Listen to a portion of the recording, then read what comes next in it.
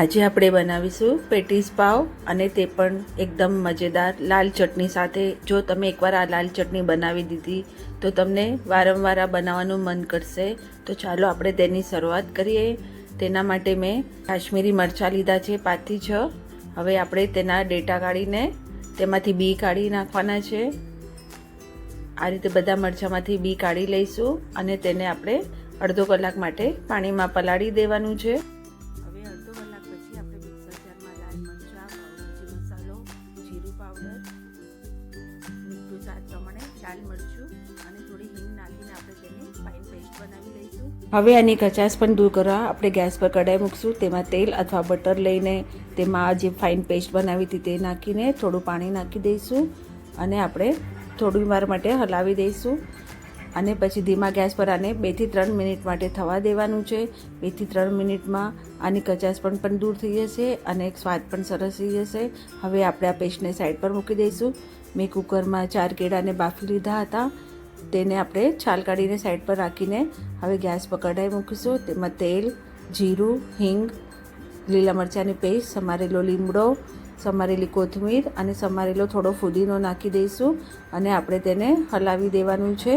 અને પછી આમાં થોડી હળદર નાખીને આપણે તેને પાછું મિક્સ કરી દઈશું.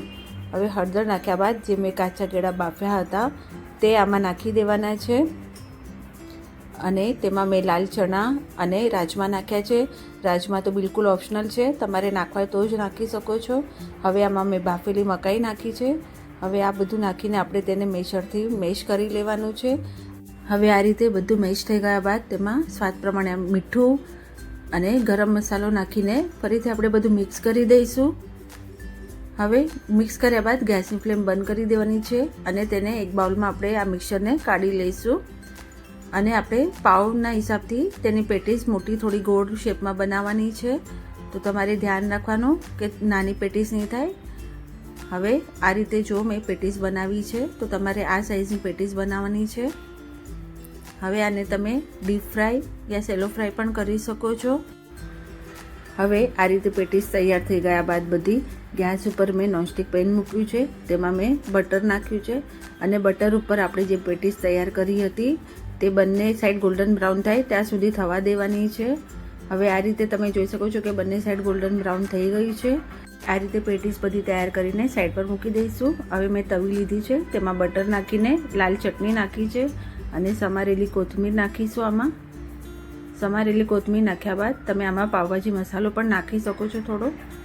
હવે આમાં મેં પાવને કટ કરીને રાખ્યા હતા તે પાવ મેં મૂક્યા છે અને પાવને બંને બાજુથી સારી રીતે શેકી લેવાનું છે અને મસાલો બરાબર લાગી જાય બંને સાઈડ તે ધ્યાન રાખવાનું છે. હવે આ રીતે આપણા પાવ શેકાયા બાદ તેને આપણે નીચે લઈ લઈશું અને આમાં શેકેલા પાવમાં પહેલાં આપણે ગ્રીન ચટણી લગાવવાની છે. તમે શેઝવાન ચટણી પણ લગાવી શકો છો અને ગ્રીન ચટણીનો સ્વાદ બહુ સારો આવે છે. હવે ચટણી લગાવ્યા બાદ આમાં આપણે જે બનાવી હતી તે પેટીસ મૂકવાની છે અને તેના ઉપર આપણે ટામેટાં મૂકશું. ટામેટાં મૂક્યા બાદ મેયોનીઝ અને થોડું છીણેલું ચીઝ નાખવાનું છે અને તેના પર આપણે ચાટ મસાલો સ્પ્રિંકલ કરી દઈશું અને આપણે આ પેટીસ પાવ સર્વ કરવા માટે રેડી છે.